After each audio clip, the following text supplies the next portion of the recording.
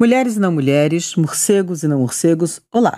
Eu sou a Nuri de Bensussan e quero dar a vocês as boas-vindas ao Caro Morcego, Cara Humana, essa troca de cartas entre uma humana e um morcego disfarçada de podcast.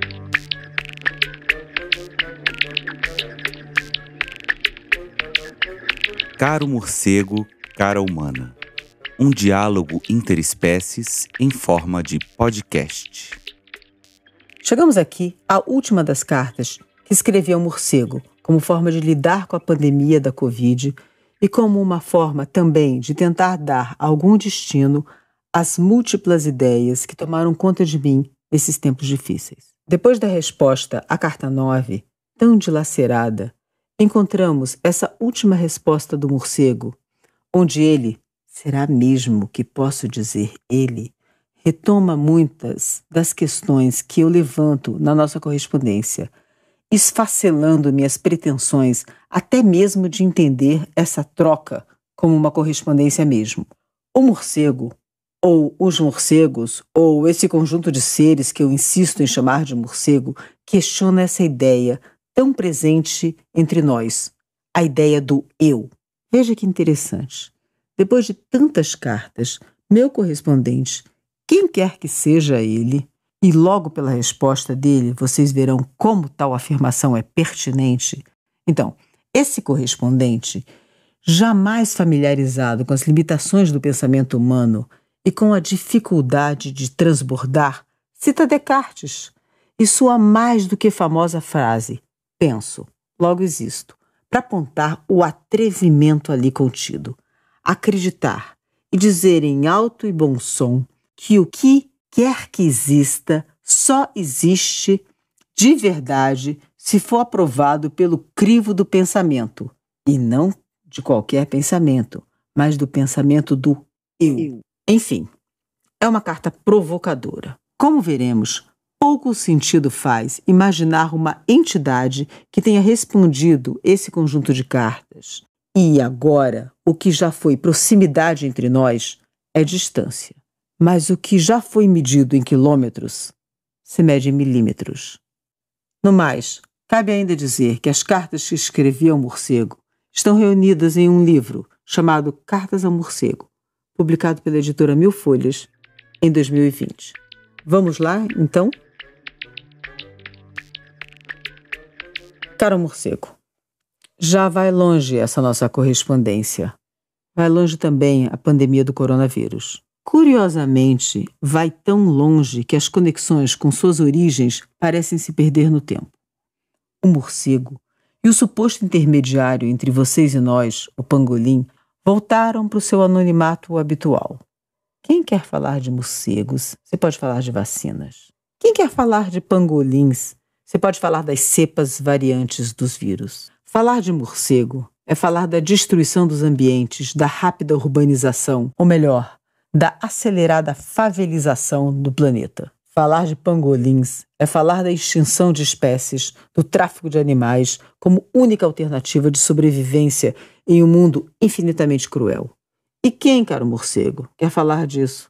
Imagino, como sempre, você, de cabeça para baixo, me olhando com um certo desdém, como se quisesse me perguntar por que insiste em fingir não entender o que já está tão claro.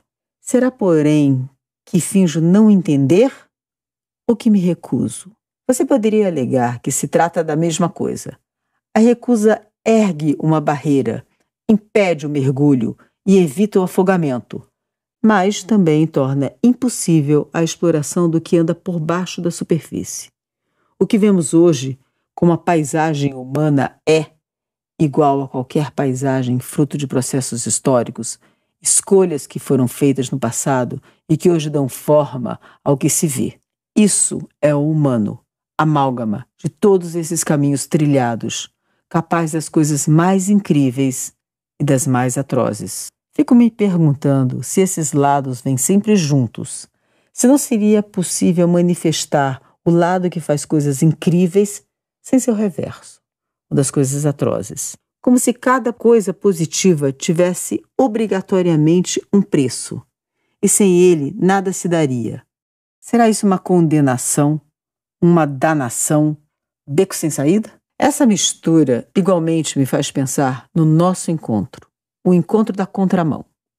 Se os encontros entre morcegos e humanos não deveriam acontecer, ou pelo menos não com a frequência que se dão por conta da destruição de ambientes e da crise climática, a nossa correspondência parece ser o reverso do encontro indesejável. Contudo, outra vez, o veneno da dúvida contamina meus pensamentos e volto a vacilar. Será que os seus sinais eram reais? Será que eram seus mesmos? Será que isso realmente importa? Uma correspondência deve fazer um caminho entre um remetente e um destinatário, obrigatoriamente? Mesmo que essa correspondência almeje atravessar outros limites? Se algum sucesso é obtido, alguma travessia acontece, alguma possibilidade se abre, algum limite é cruzado, a conexão passa a existir. Se a remetente se transforma e se desantropomorfiza, se passa a ser outra, querendo acertar o lugar ou reconhecendo o equívoco de ser naquele lugar, já transitou, não? Não transbordou? Ter um destinatário real ou imaginário faz diferença, afinal?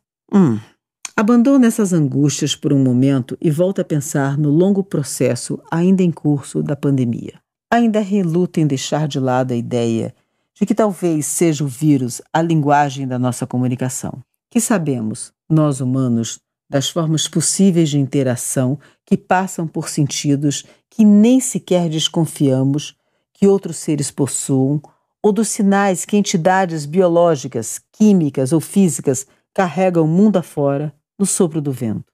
Porém, do alto da arrogância dessa minha espécie, acreditamos que se não vemos, se não ouvimos, se não podemos tocar, não existe. Mas e o vírus? Sim, podemos ver nos equipamentos que a tecnologia criou para estender nossos sentidos. Contudo, ela só estende o que já sabemos existir. Assim, o vírus causa a doença, a pandemia, mas nada mais deduzimos disso. Nem outros sinais, talvez difíceis de capturar, nem os mais óbvios, como perceber a pandemia como uma consequência das formas com que lidamos com os seres com quem compartilhamos o planeta.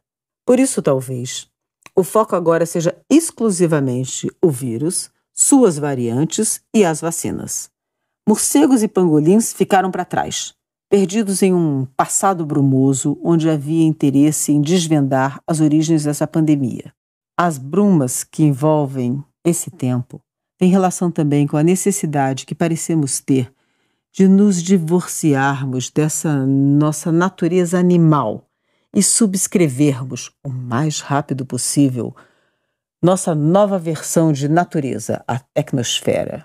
Imagino, meu improvável correspondente, que daqui para frente todo e qualquer investimento em controlar pandemias estará focado na produção de vacinas e tratamentos. Ninguém se voltará para as origens das pandemias, ninguém visitará os territórios da vulnerabilidade humana, ninguém pensará que tudo deve ser repensado.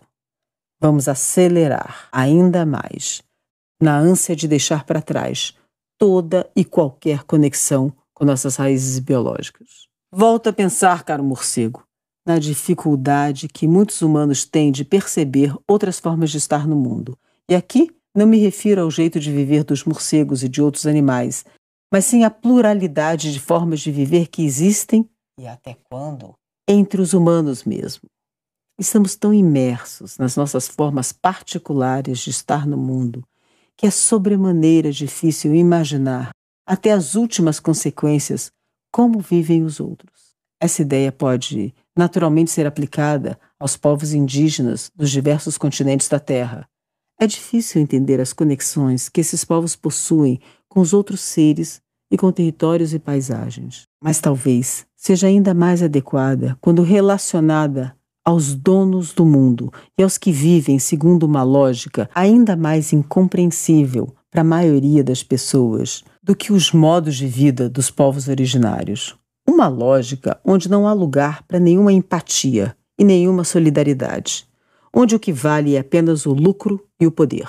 Imagino que grande parte dos humanos tem dificuldade em entender como essas pessoas vivem assim, sem remorsos, sem arrependimentos, sabendo que causam o sofrimento e a morte de inúmeras outras. Talvez seja tão difícil o entendimento que a maioria de nós sequer acredita que tais pessoas existam. E nada é mais conveniente para manter esse mundo girando do que isso. Deixo de lado, porém, os devaneios e as tentativas vãs, evidentemente, de dar algum sentido a esse mundo e volto a pensar na nossa correspondência. Se o vírus pode ser uma linguagem de comunicação, minhas letras nessas cartas também podem sê-lo. Se a comunicação do vírus é incompreensível para uns tantos seres, talvez minhas letras também o sejam. Mas isso, quiçá, cria um terreno de encontro no desencontro. O sopro do vento, que lança partículas virais pelo mundo afora, lança também cartas, letras, invenções e desejos. Algumas chegam a seus destinatários originais. Outras atingem outros destinatários. E outras ainda ficam pairando pelo mundo à espera de alguém para recebê-las.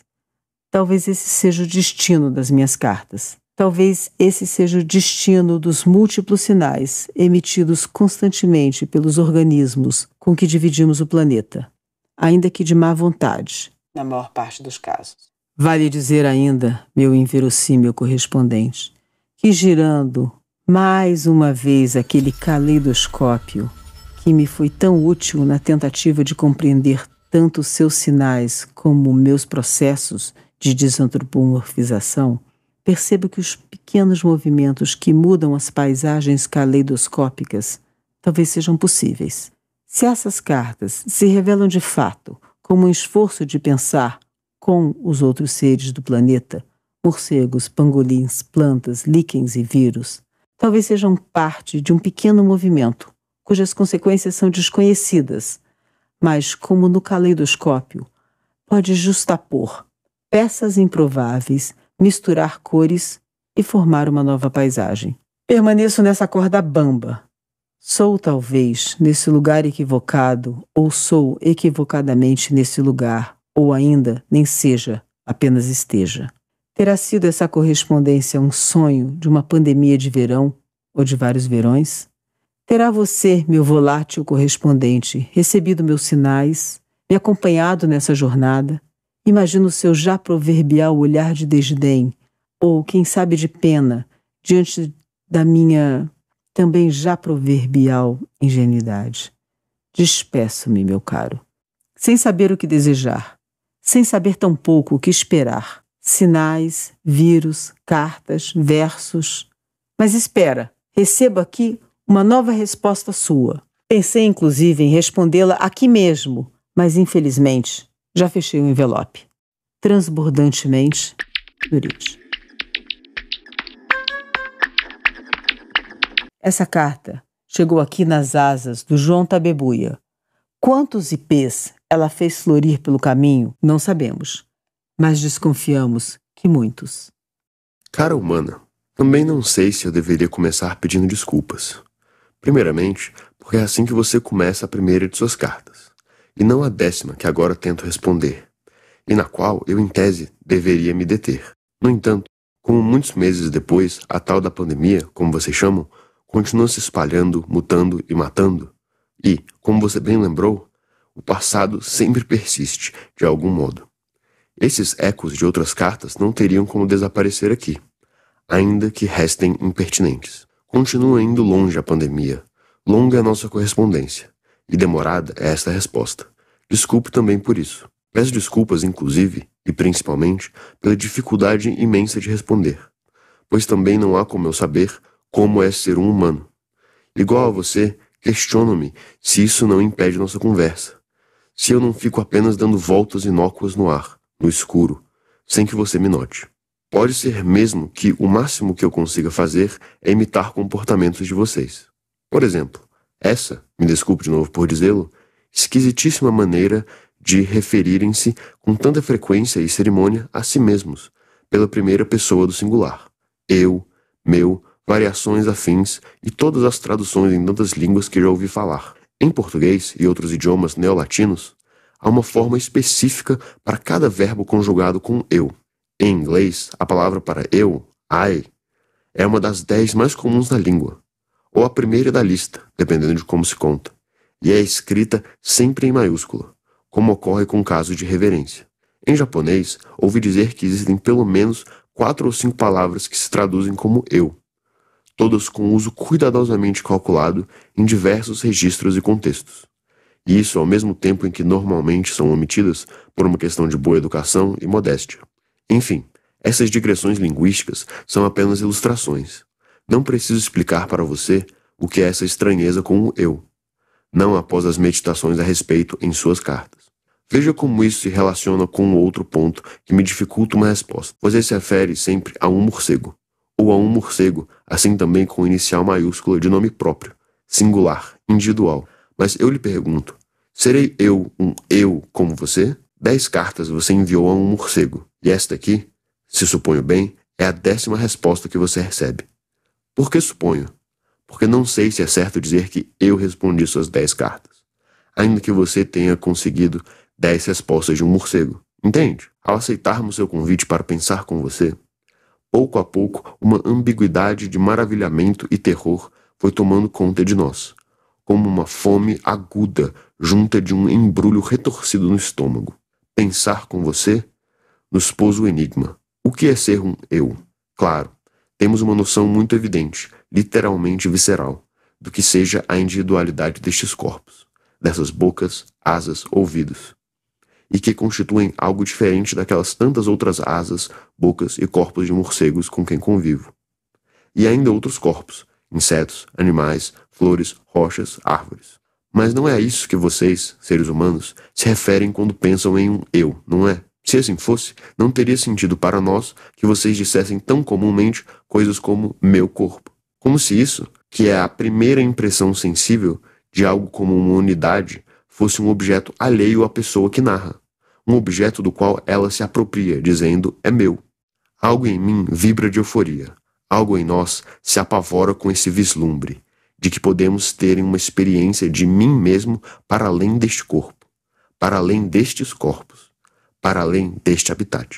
Você menciona a angústia da condição humana, de possuir um lado incrível e outro atroz. Imaginamos se seu empenho pela desantropomorfização não venha também como reação a esse eu que nos assombra. Pode ser que, para vocês, pensar-se humano seja indistinguível de pensar essa individualidade. Pode até mesmo ser, devaneamos, que essa individualidade seja, na verdade, inescapável de um individualismo, no sentido de uma enfermidade mesmo. E que essa maneira de pensar-se como um eu seja, na realidade, o vírus que você pressente na linguagem. Um vírus ainda mais contagioso do que as cepas que carregamos, mas que, ao contrário do que acontece conosco, faz com que vocês adoeçam gravemente, com consequências que, no fim de uma longa cadeia, assomam catastróficas. Não nos arrogamos saber muita coisa, mas, compadecendo do seu sofrimento, temos convicção de que essa maneira de ver-se faz com que vocês, na verdade, deixem de ver e entender muita coisa importante e interessante. Sem um eu que lhe responda, você chega até mesmo a duvidar da minha existência como interlocutor, não é?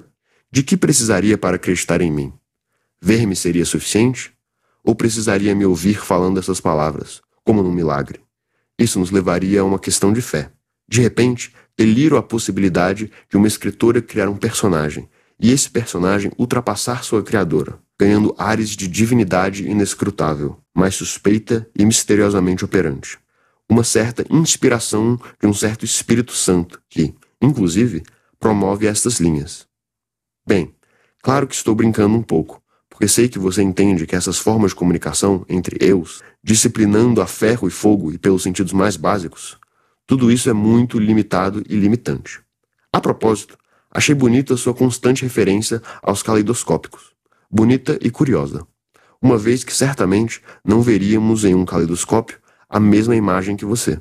E não porque eu seja cego. Ao contrário do que vocês normalmente acham, nós enxergamos, e bem.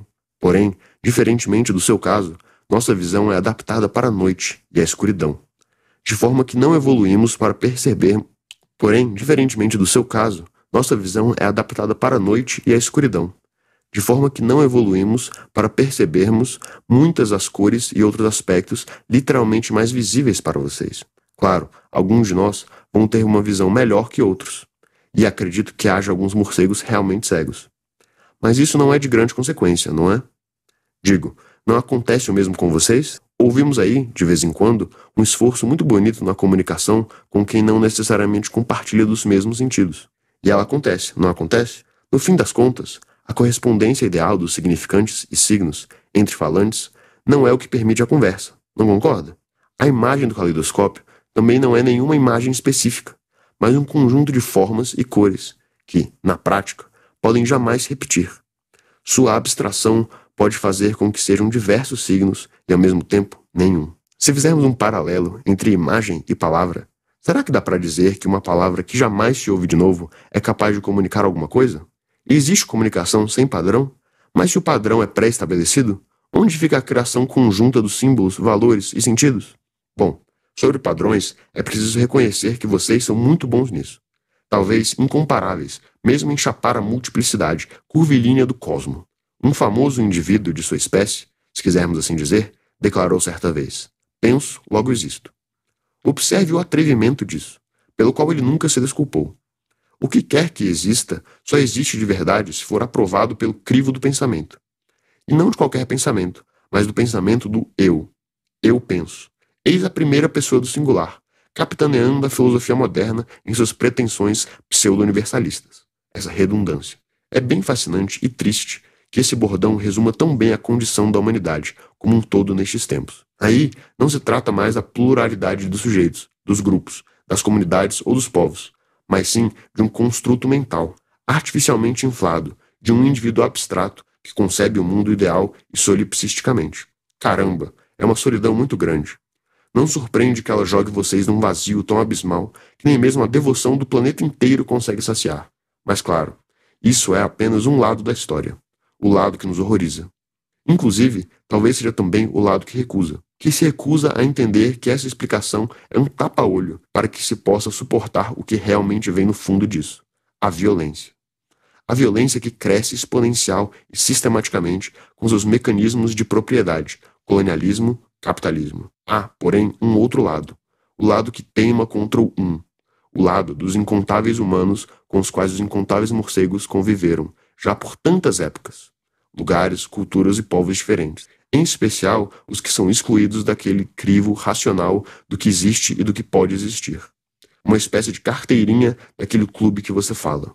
Esses perdem seu direito de ser também, e precisamente porque não vivem e não precisam viver essa ditadura do unitário, do discurso analítico totalitário, da maneira de classificar tudo em categorias manipuláveis pela racionalidade, é ensurdecedor para nossos sensíveis ouvidos o choque desses dois mundos, ou melhor, o assalto que o mundo do deslancha contra os diversos mundos do não. Isso faz com que entendamos, por um lado, seu desejo de autodesantropomorfização. É um querer se afastar dessa atrocidade. Mas, por outro lado, ainda nos restam dúvidas se realmente entendemos esse movimento. Primeiramente, será isso possível?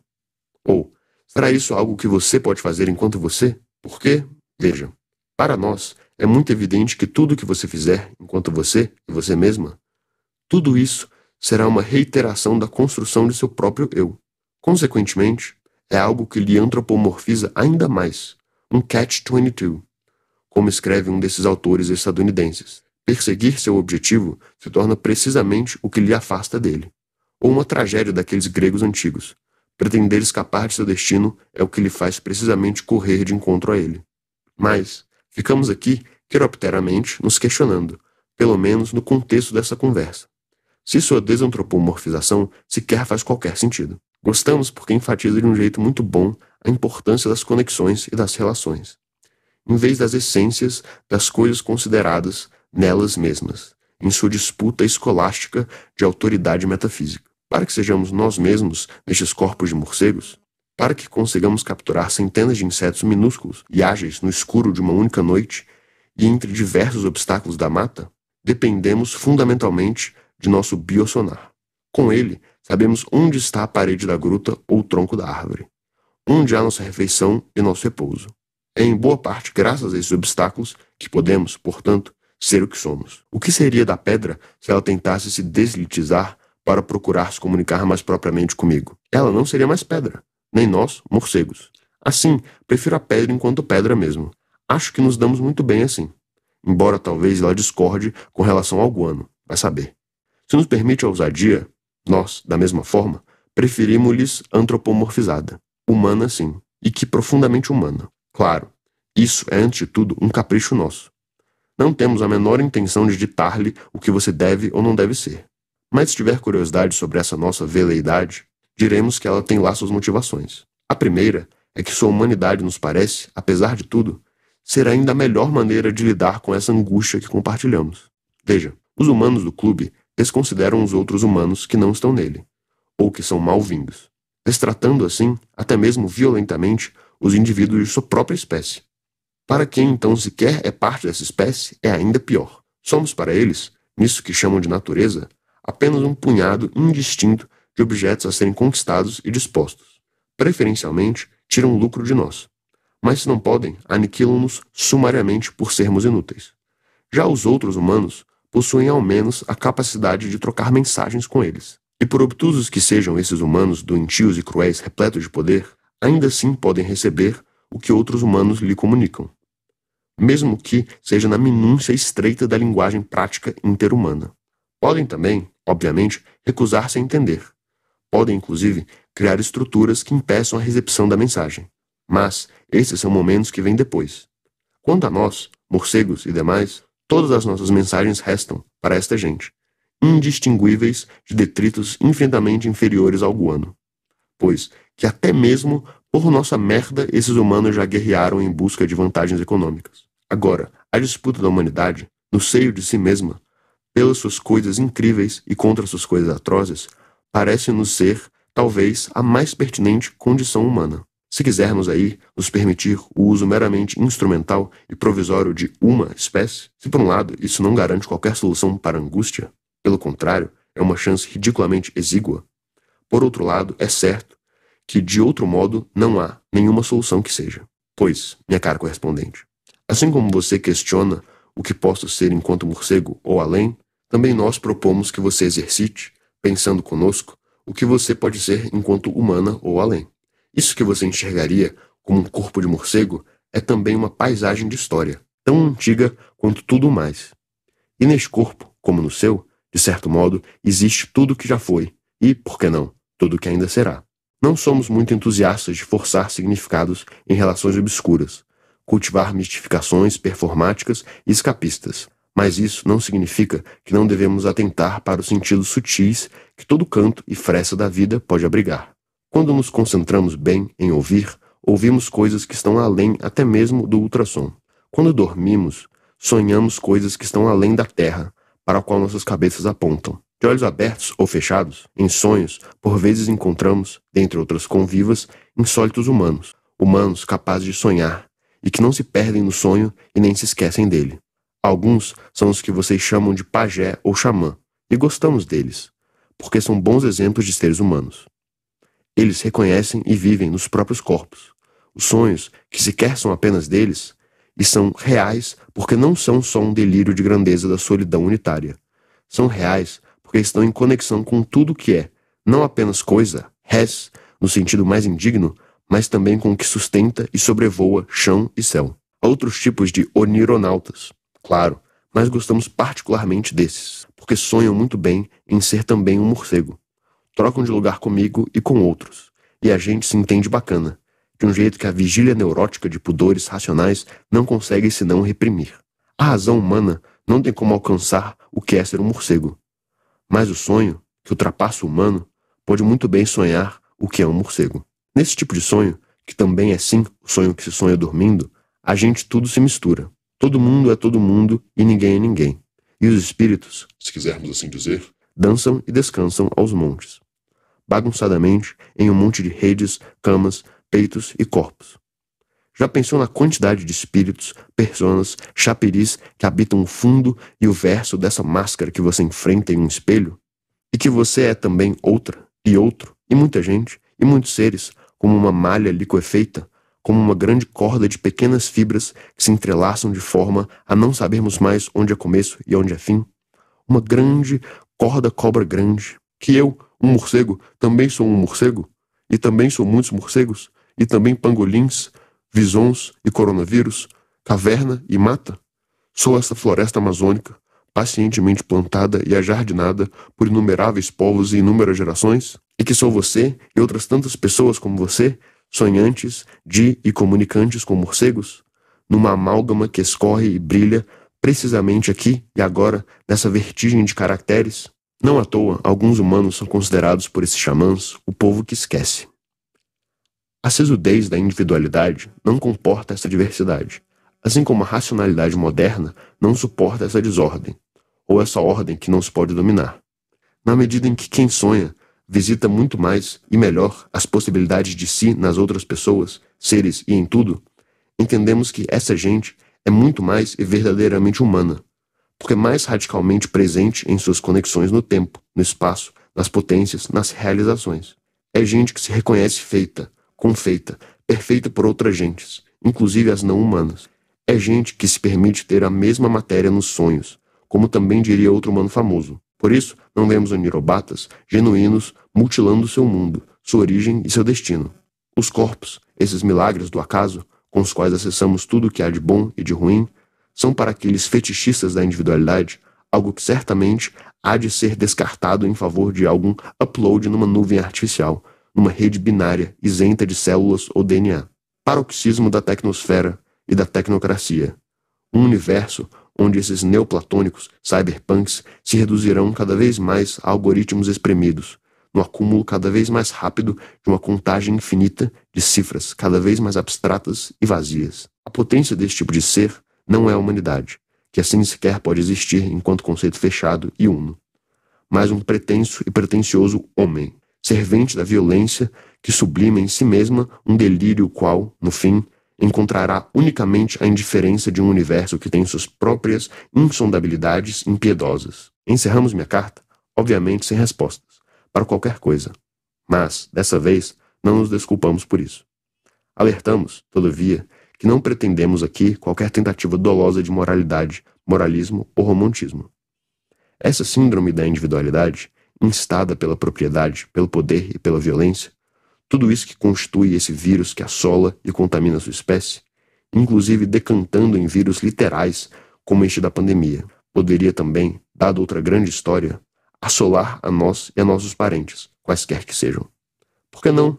Não podemos dizer que não existia violência fora da humanidade, assim como a humanidade não nos parece detentora exclusiva de qualquer possibilidade. Porém, parece-nos possível afirmar que só entre alguns e decisivos grupos humanos a violência evoluiu para um sistema retroalimentativo sempre crescente e mais envolvente, com efeitos catastróficos para diversos outros humanos e diversas outras espécies. Se tivéssemos que ceder à tentação de classificar, diríamos que não é a linguagem ou a razão ou o pensamento ou o polegar opositor aquilo que determina o ser humano entre outras espécies, mas sim essa violência. Nada do que conhecemos se compara. É triste ver vocês padecendo dessa moléstia, mas confiamos, para o bem e para o mal, que possam haver uma saída que contorne a irresistibilidade do poder. Uma saída que resista a essa instância imaginária, solitária, vingativa, assustada. Contudo, o que podemos fazer enquanto morcegos? Talvez não seja muito. Talvez seja somente continuar enviando sinais para você, ou seja, para vocês. Porém, estamos em boa companhia nesse sentido. Sinais de incontáveis seres abundam, ainda que sejam também cada vez mais fartamente destruídos. Se essa mensagem não se realizar, e infelizmente é provável que não se realize, então muitos de nós, certamente, amargaremos o mesmo destino de tantos outros parentes erradicados, extemporaneamente, com suas espécies, habitats, sinais e tudo. É injusto e revoltante, sim. Contudo, a realidade é ainda maior do que os juízos e as revoltas.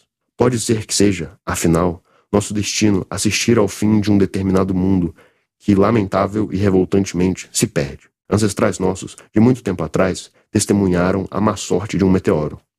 Talvez nossa sina seja uma vida que se desencontra, que se equivoca em si mesma.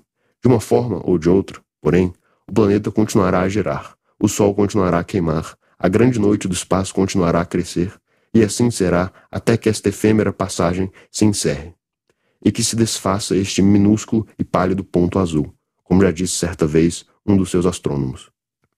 Uma pena que uma chance tão rara se desperdice assim. E parece-nos que não há escapatória para essa dor. Mas se for mesmo esse o caso, Que bom que tentamos evitá-lo. Não acha? Não acha? Também não sabemos com certeza. Mas sabemos que, sobreviventes nesta era de tanta morte, ficamos satisfeitos de, ao menos, experimentar, nesta fração de mundos, os que suas inumeráveis possibilidades, essa troca de correspondências com vocês, poderíamos simplesmente chorar diante deste cenário tão desfavorável e triste. E certamente faremos logo mais e outras muitas vezes.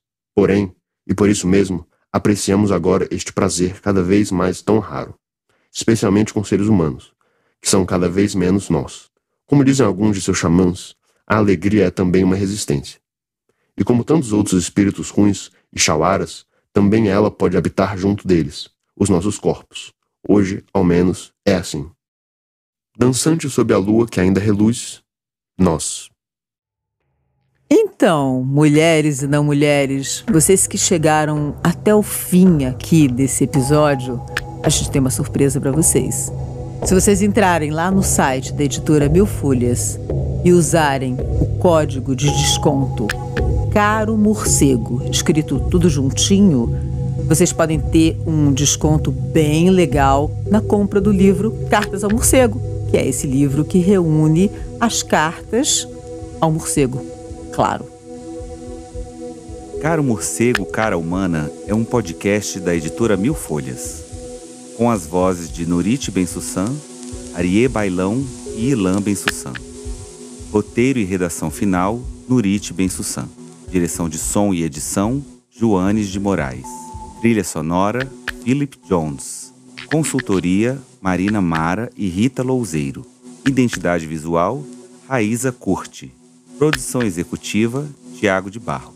Coordenação de produção, Arthur Cavalcante. Realização, IEB, Instituto Internacional de Educação do Brasil. Este projeto é realizado com recursos do Fundo de Apoio à Cultura do Distrito Federal.